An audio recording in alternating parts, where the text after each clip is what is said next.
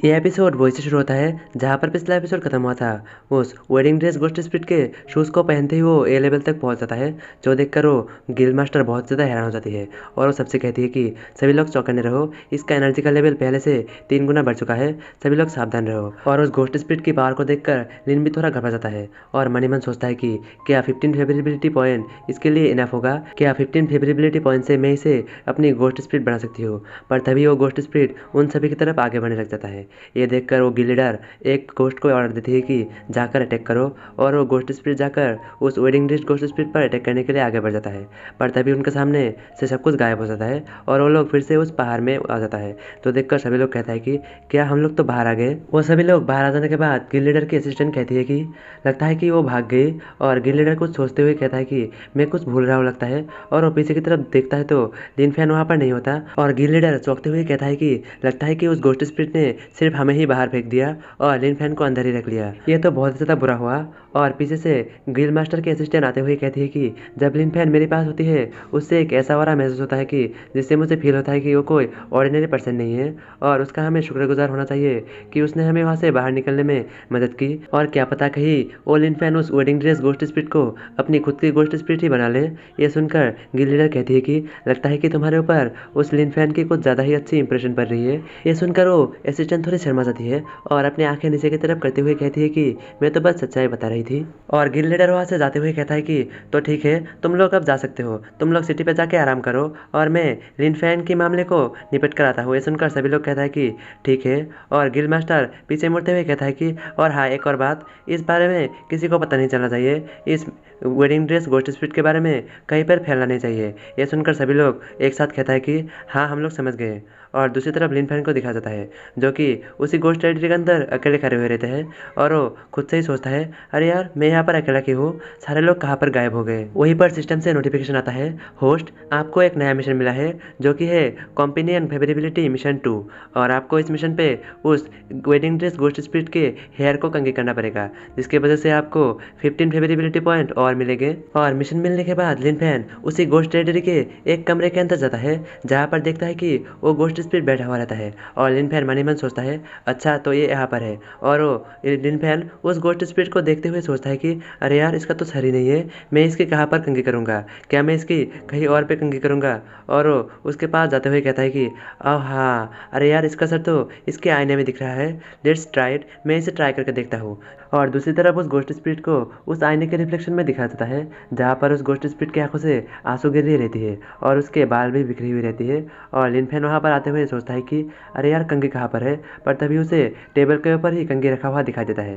और वो जाकर उस कंघी को उठा लेता है और उस गोस्ट स्पिरिट के बालों को आईने में देखते हुए सोचता है कि चलो इसे ट्राई करके देखता है, क्या मैं इसकी बालों को कंघी कर पाता हूँ या फिर नहीं। और वो उसके बालों पर कंघी करना शुरू कर देता है, और फिर लिन फैन का नज़र आईने पे जाता है जहाँ पर वो उस गोस्ट स्पिरिट के रिफ्लेक्शन को देखते हुए सोचता है कि लगता है कि ये गोस्ट टेरिटरी ही इसके रिफ्लेक्शन को दिखाने में मदद कर रहा है, इसका रिफ्लेक्शन तो बहुत अमेजिंग है, ये गोस्ट स्पिरिट दिखने में बहुत ज़्यादा सुंदर है। और लिन फैन आगे बालों को कंघी करते हुए मन ही मन सोचता है कि इसकी बाल तो मेरे हाथों में फील हो रहा है, पहले मैं जब इसके बालों को कंघी कर रहा था तब इसके बाल थोड़ा अकड़े हुए थे, पर अभी इसका बाल धीरे धीरे स्मूथ हो रहा है, लगता है कि मैं कुछ बार और इसके बालों को कंघी करूँगा तो ये पूरी तरह से ठीक हो जाएगी। और दूसरी तरफ उस गोस्ट स्पिरिट को दिखाया जाता है जिसकी आंखों में आंसू की जगह उसके चेहरे में एक प्यारी सी स्माइल ले ली थी, और लिन फैन भी उस गोस्ट स्पिरिट की स्माइल को देखते हुए मन ही मन सोचता है मैंने जैसा सोचा था ये काम तो बहुत ही ज़्यादा स्मूथली हो गई। और उसी समय सिस्टम से नोटिफिकेशन आता है, होस्ट आपका मिशन पूरा हुआ, आपको इसके रिवॉर्ड के रूप में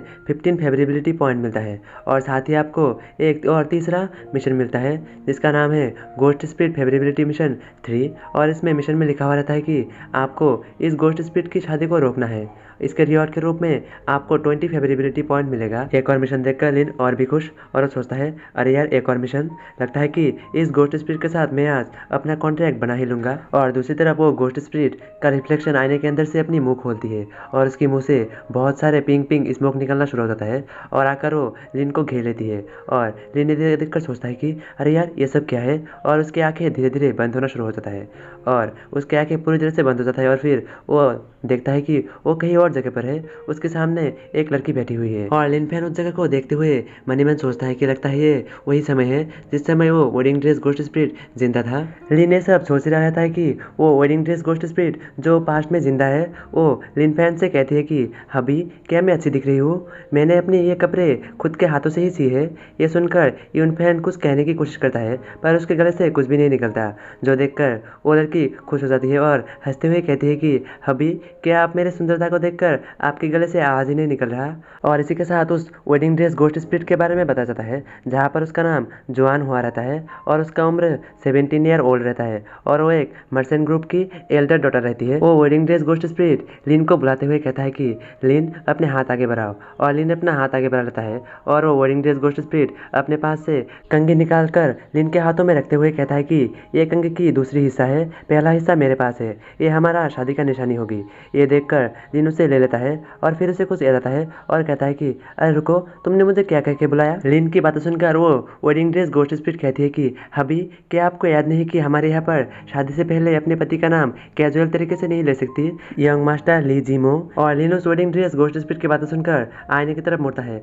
और खुद का चेहरा देखकर हैरान हो जाता है क्योंकि उसका चेहरा उसके असली चेहरे से बिल्कुल मैच कर रहा था। अपने चेहरे को देखते हुए लिन मनी मन सोचता है कि लगता है कि मैं पास्ट में इस वेडिंग ड्रेस गोस्ट स्पिरिट की फ्यूचर हस्बैंड की बॉडी में रीइंकार्नेट हुआ हूँ, लगता है यही हुआ है। और उस वेडिंग ड्रेस गोस्ट स्पिरिट की हस्बैंड के बारे में बताया जाता है जिसका नाम ली जिमो रहती है, जिसका उम्र 18 ईयर रहता है, जो कि यांगजांग नाम की एकेडमी की ली फैमिली की तीसरी बेटा है। और ली जिमो उस वेडिंग ड्रेस गोस्ट स्पिरिट यानी कि जियानहू की चाइल्डहुड फ्रेंड है। और लिन उस कंघी को देखते हुए मनी मन सोचता है कि अगर वो मुझसे शादी करना चाहता है तो मैं उसे मुझसे शादी करने से कैसे रोक सकता हूँ। और वहीं पर सीन शिफ्ट होकर अगले सीन में पहुंच जाता है, जो कि एक चाय के कप को टेबल पे पटकते हुए कहता है कि लगता है कि तुम कुछ ज़्यादा ही सोच रहे हो, जिया हुआ तुमसे शादी करेगी, नो वे, ये बिल्कुल भी नहीं हो सकता, क्योंकि भले ही तुम उसकी चाइल्डहुड फ्रेंड हो लेकिन शादी एक बहुत बड़ी मसला है, तुम उससे शादी करने के लायक नहीं हो। हमारे जिया फैन फैमिली की सन इन लॉ कुछ इस तरह का होना चाहिए जो कि बहुत बड़े फैमिली से हो,